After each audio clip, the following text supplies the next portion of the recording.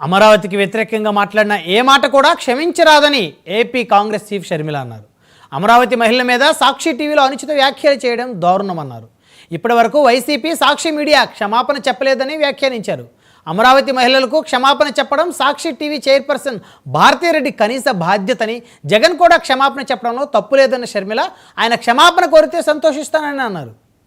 YCP పార్టీకి చెందిన సాక్షి media హౌస్లోని ఒక యాంకర్, వాళ్ళు పిలుచుకున్న ఒక గెస్ట్ స్పీకరు, ఇద్దరూ కలిసి అమరావతి వేశ్యల రాజధాని అని వ్యాఖ్యానించడం చాలా చాలా దురదృష్టకరం.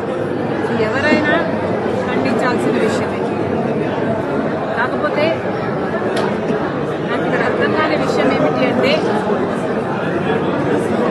ఇది ఇంత ముఖ్యమైన పొలిటికల్ అంశం అయినప్పుడు, అంతేకాదు ఒక సోషల్ ఇష్యూ, ఒక పొలిటికల్ ఇష్యూ అయినప్పుడు ఇంత పెద్ద విషయంలో ఒక పొరపాటు జరిగితే మరి ఒక పొలిటికల్ పార్టీ అయినా, ఒక మీడియా హౌస్ అయినా క్షమాపణ చెప్పడము కామన్ డెకోరం.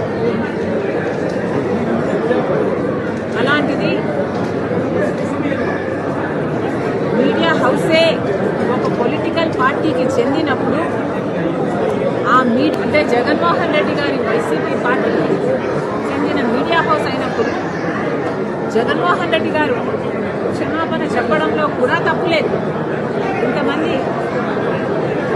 మనోభావాలను ఇంత ఆవేదనకు గురి చేశారు.